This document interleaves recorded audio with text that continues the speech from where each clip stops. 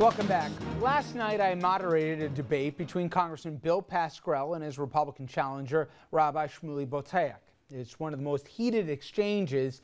Well, it was about foreign policy, specifically about Israel, and it was prompted by a question about the morality of drone strikes. Take a listen.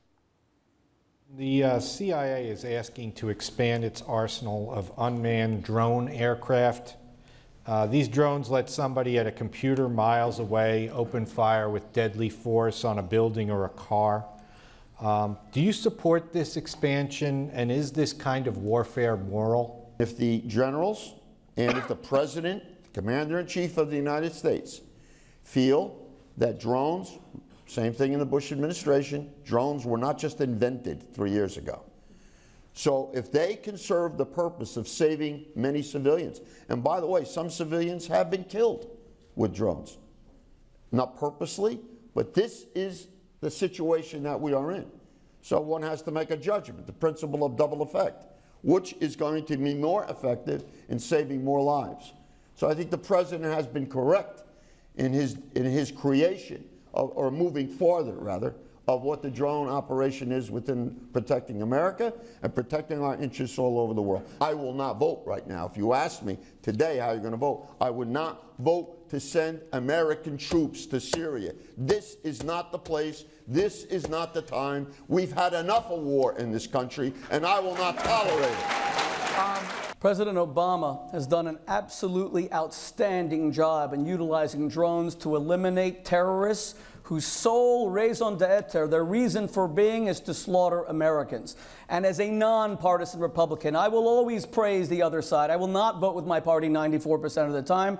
The President has done a great job, and he deserves to be commended. The same is true of the people who wear the uniform, as you once did, Congressman Pascrell. The United States military is the single greatest force for good in the world today. They are the heroes who not only protect us, they stop little girls 14 from being shot in the head because they want to get an education. The monsters of the Taliban who will cut off the cartilage, the noses and the ears of women who don't obey their husbands.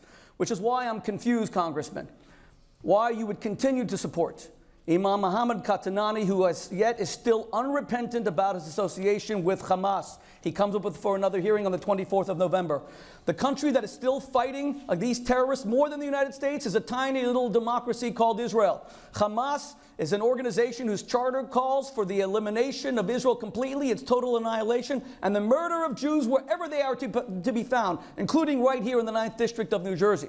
You signed the most vicious attack on the state of Israel coming out of the Congress in years, the Gaza 54 letter that falsely and fraudulently accuses Israel of collective punishment against the Palestinians. In our last debate, I asked you for a single source that said that Israel denied the Palestinians food, clothing, medicine. There is not one source. In fact, the United Nations, not known to be very friendly toward Israel, declared that blockade, which was only a sea blockade, to be absolutely legal. You signed a letter.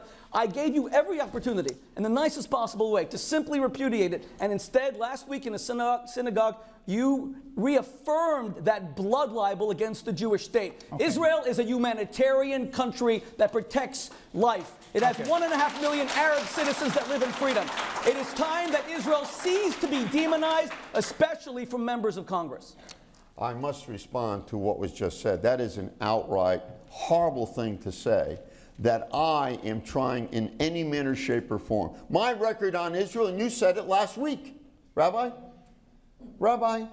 Boteach, you said into the audience that the congressman's record, whatever you called me at that moment, the congressman's record is perfect on Israel. I never said any such thing. You said that I voted correctly. Find the transcript.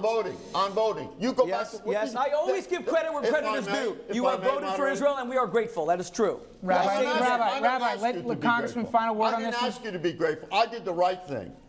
I want Israel to have the power to protect itself. You show me one time when I went against that principle. You show me one time that I did not vote for dollars for Israel to make them safe.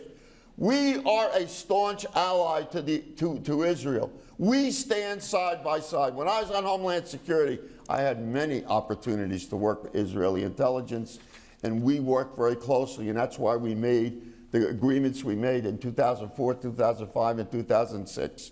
So you don't preach to me about my relationship with Israel.